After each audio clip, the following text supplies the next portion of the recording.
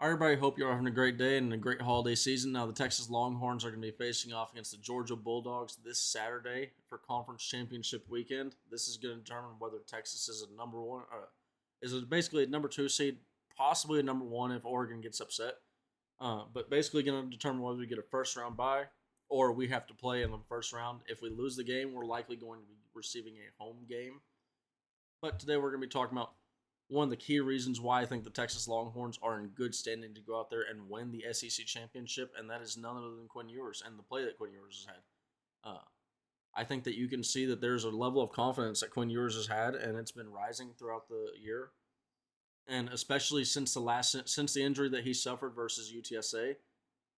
For those that don't know, he suffered an injury versus UTSA around the 12-minute mark in the game, 12-minute mark of the second quarter, and when he came back versus Oklahoma, did not look too great.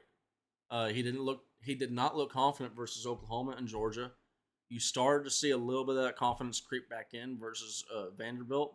Had a bye week, went and had a great game versus Florida, a 5-touchdown game. Then had Arkansas come up. That was, fate and on. That's going to be a tough environment for any quarterback at Texas. But he went out there, handled business. There were moments, we're going to talk about that here in a second. There were moments that showed that he did not look like he was completely confident in his arm. Kentucky, you start to see that confidence build with those layered throws, those touches, the touch throws that he was making. And then it finally culminated in the Texas A&M game where he was, looked like he was fully confident and fully back. And we're going to be going over those throws today. So if you like the video, drop a like on the video, subscribe to the channel, and then comment down below your thoughts on Quinn Ewers' arm and how if you think he is fully confident again. And then two, do you think Texas is in a good spot to win the SEC championship? Let me know. Let me know down below. So without further ado, let's get right on into it. And I'm sorry that my camera is doing that stupid thing again. I was able to fix it. When I got that fixed, the audio was crackling. Everything in the Nash household is falling apart this year. I swear to God, it's a horrible year. So with that being said, let's go to the only positive part that Texas has in this year for me, that I have in this year for me, and this Texas Longhorn team. So you can see right off the bat with the first, go back.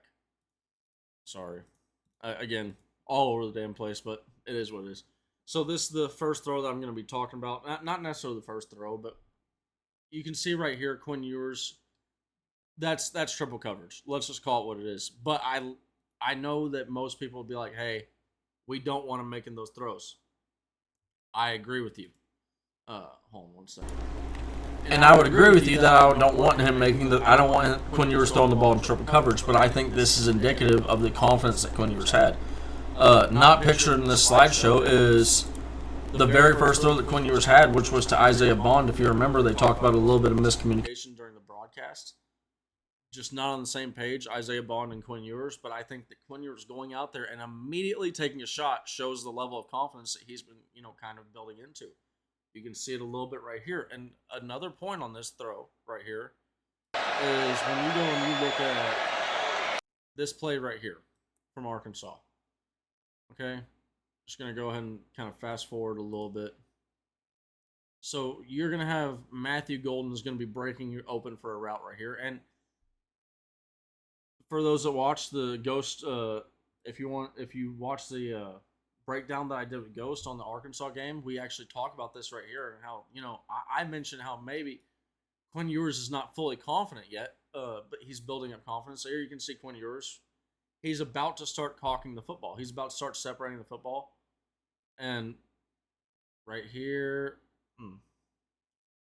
it's not showing on. I'm not able to get the finite one on this one, but he started to separate the football a little bit. Says, you know what? I'm gonna eat this ball and I'm gonna pull it up forward and try and look elsewhere. That window open there. There's Gunnar Helm right above my finger. Cam Williams is right there. Then above him is Gunnar Helm. Then to the right of him, so right there, that's Matthew Golden. Matthew Golden is breaking into a space that is far more wide open than this. And the ball's not being thrown. And I think that just goes to show Quinn Ewers, he was a little hesitant versus Arkansas. He still was really trying to take care of the football. and I think you could see that on display. Now, I don't necessarily think that this wasn't Quinn Ewers trying to not take care of the football, if that makes sense. I think Quinn Ewers was just feeling very confident in his arm, and this is a great example of that throw, or a great example of throws like that. Uh, this throw is maybe 6 inches away from being perfect, like dead on. Can't get any better. Great throw. Now, 9 times out of 10, is this ball intercepted or deflected? Probably, but Gunnar Helm's a damn dog, and he caught that ball. It's still an amazing throw, but it's one of those throws that shows how confident Quinn Ewers was feeling in his arm. Uh, this is another throw. He had to absolutely drop this ball into the bucket. If it's a little bit further, it's too far out of reach, and then oh my God, Quinn can't throw the deep ball, right? Like, hey, what are we talking about here? And then there's Lee the third. If you look at where his hand is. His hand is touching the ball. If that ball is an inch too short or an inch too far, that may not be an incomplete. That may not be a completion. So that had to be a near perfect throw. And this was just one of many shot throws that Quinn Ewers threw on the day. Quinn Ewers is building up confidence in his arm. And then right here, this one, I really love this throw. There was another throw similar to this to DeAndre Moore on the sideline, if y'all remember that one. But the reason why I really love this throw in particular is the defensive. Quinn Ewers notices defensive back is doing everything they can to try and keep up with Jaden Blue. And he realizes, look, there's a chance. At the very least, there's a chance that Jaden Blue catches the ball, and I'm going to put it where only Jaden Blue is going to notice and be able to catch this football. And that's exactly what happened. This was a beautiful throw, beautiful back corner. I wouldn't really call it a hole shot, but I mean, he put this ball exactly where it needed to be. And there was another one similar to DeAndre Moore. Had DeAndre Moore come down with the ball, man, he has some really beautiful throws on the day here. And then going on to the final throw that I have on here, there's another shot that you have to Isaiah Bond, and this is kind of indicative of what I was saying a few seconds ago. A couple inches too far, and that ball, a couple inches more, and that ball is too far for Matthew Golden. If this ball is just a couple inches back, Isaiah Bond is not only able to make a one-handed catch on this is probably pass interference because he's being impeded right here. His left arm is being held back. Now, do I think he was going to make the catch without the left arm being held back? Probably not. Not unless he's able to dive, and even then, it's just an amazing athletic play that's being made. But as we know, Isaiah Bond, if you watch the Auburn game last year with Alabama, Isaiah Bond has had a tendency to make these plays. Now, he has been a little bit injured, but man, this just goes to show the level again of confidence that Quinn Ewers has had in his arm building up to this Texas A&M game. Quinn Ewers is going to need that level of confidence versus Georgia this Saturday. I ultimately think he is going to do very well. You look at how the season has progressed, okay? Starts up versus Colorado State, does amazing versus Colorado State, right? Has that no-look throw, has the throw to Matthew Golden. People are, oh my God, Quinn Ewers. Right? That, we're getting that. Then you go to Michigan, and Quinn Ewers certifies, puts a stamp on it, says, this is my Heisman campaign. I am now mailing it into you. UTSA just absolutely continues right where he left off. Had one interception that wasn't too great. Overthrew Trey Weiser, but is what it is. Then he gets injured. When he got injured, as I mentioned before, came back, did not look amazing versus Oklahoma. As Georgia, that's very, very well known. He had the horrible first half. I think he had a better second half. I think he, if he were to put a full game like he did the second half, Texas wins that ball game. Vanderbilt, I think you saw more of what you saw in the second half from Georgia. You saw a good performance. There's still more to be had, right? But you're seeing it building up. The 2 interceptions, those were deflected balls. Not worried about those.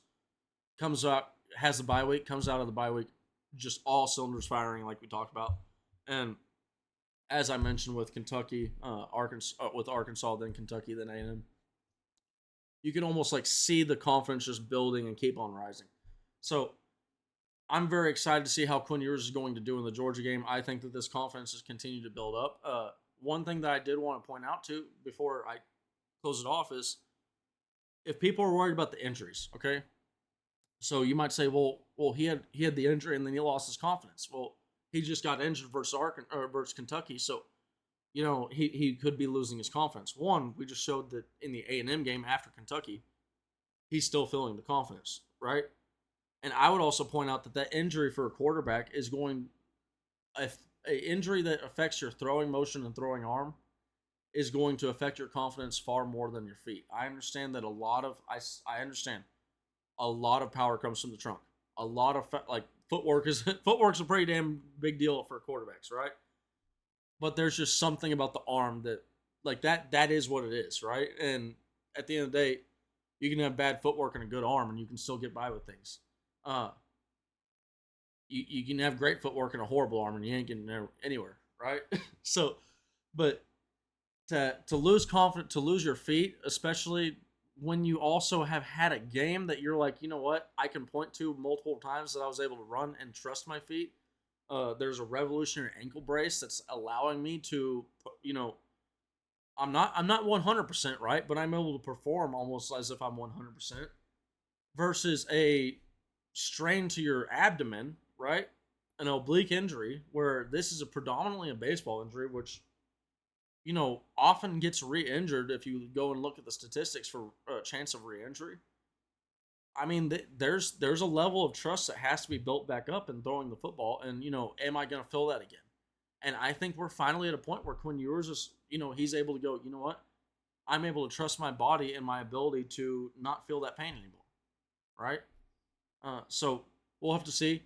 Obviously, I think the Texas Longhorns are going to be in a good standing to win the SEC championship. I think Quinn Ewers is going to have a confident performance, and I think this is going to be a legacy game for the junior quarterback, former Ohio State quarterback, but for the Texas Longhorn quarterback, I think this is a game where he gets to stamp his legacy as a Texas Longhorn. So everybody, hope you all have a great day, and as always, hook 'em!